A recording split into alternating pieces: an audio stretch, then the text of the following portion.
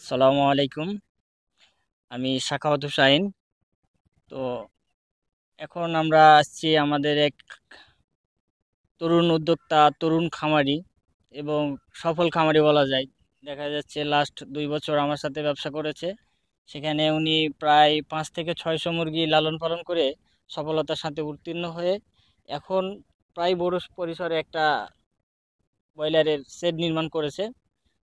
তো উনি আগে প্রথমে অভিজ্ঞতা সঞ্চয় করেছে, তারপর তিনি তার আশাটাকে আস্তে আস্তে আস্তে বড় করে এই পর্যায়ে একটা আধুনিক মানের প্রায় বিগ বাজেটের বলা যায়, এখন আধুনিক যে সেটগুলা সেগুলোর মধ্যেই এটা সে কাতারেই পড়বে।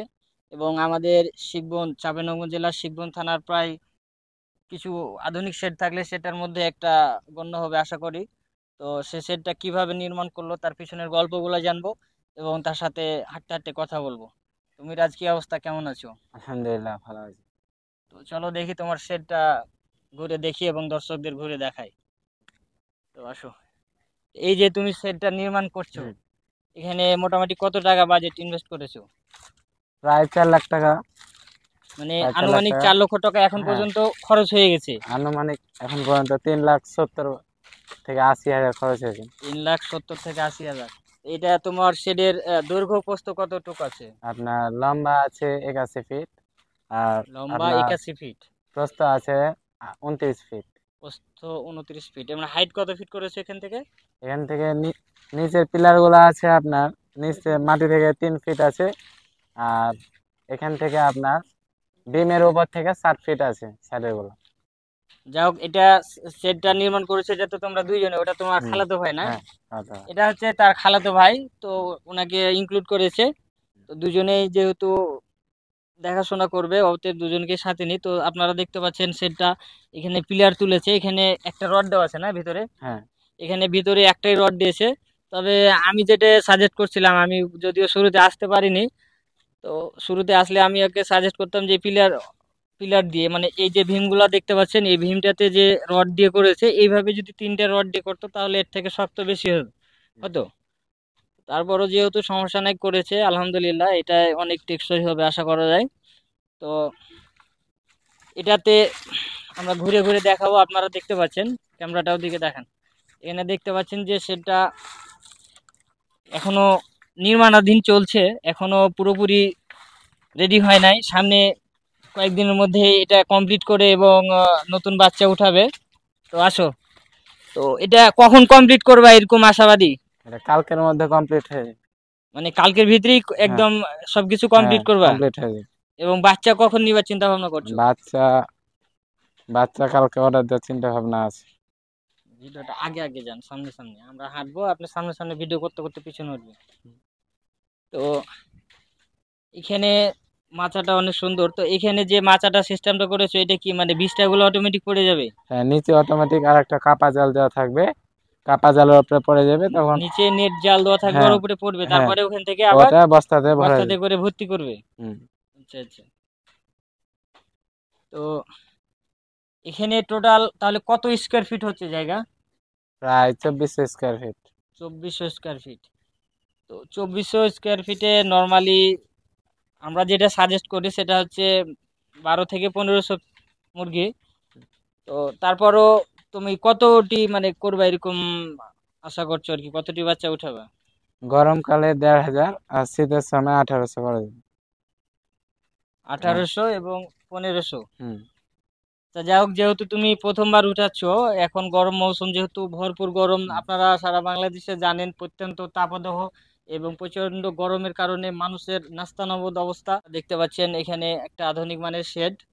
তো আলহামদুলিল্লাহ উনি উপরে সিমেন্টের শীট দিয়েছে। তো সিমেন্টের শীট দেওয়ার কারণে যেটা হয় আর কি, এখানে লোডটা অনেক বেশি পড়ে।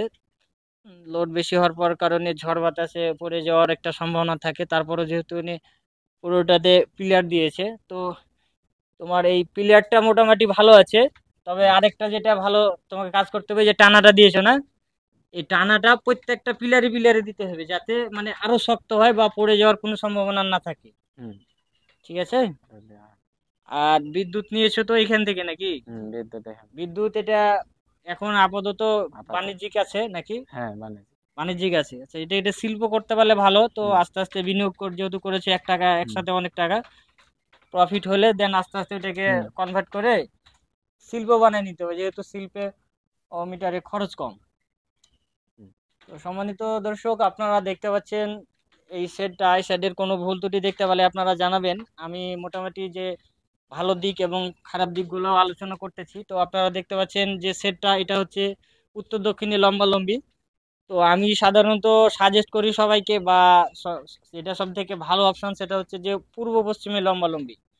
তো যেহেতু ওনার ওইরকম জমির পরিবেশ ছিল না, এই জন্য এটা বাধ্য করেছে। তারপরও যে পরিবেশের মধ্যে সেটটা নির্মাণ করেছে, আল্লাহর রহমতে ভালো রেজাল্ট পাবে এটা আশাবাদী আমি। নাকি বলছেন? হুম। তো আপনার নামটা কি? আমার নাম মোহাম্মদ ইব্রাহিম। তো আপনিও তো ওনার সাথে শেয়ারে জি করছেন জি, নাকি? শেয়ারে করছি। আপনার লক্ষ্য উদ্দেশ্য কি, বা আপনি কিভাবে ওনার সাথে সম্পৃক্ত হলেন এই বিষয়ে, এই ব্যবসায়? আমার খালাতো ভাই আপনার প্রায় 2 বছর থেকেই খামার করে ছাদের উপরে। ওখান থেকেই আপনার পড়ালেখা করতেছি, পাশাপাশি চাকরি।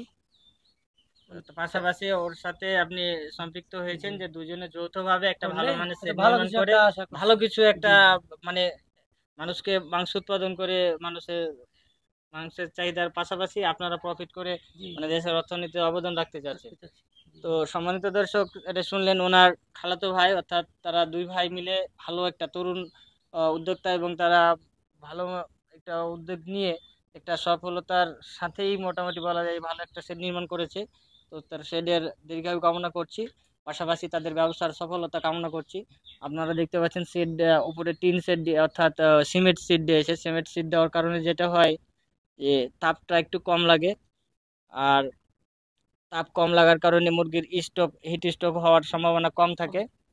এই শেডটাতে নির্মাণ করে খরচ করেছে 4 লক্ষ টাকা। তো আরো মোটামুটি 50,000 টাকার আরো মতো খরচ হবে। 60,000 টাকা তো আশা করা যায় যে 4 থেকে 5 লক্ষ টাকা ইনভেস্ট করলে আপনারা এই মানের একটা শেড নির্মাণ করতে পারবেন, এবং এখানে আপনারা 1500 থেকে 2000 মুরগি লালন পালন করতে পারবেন অনায়াসে।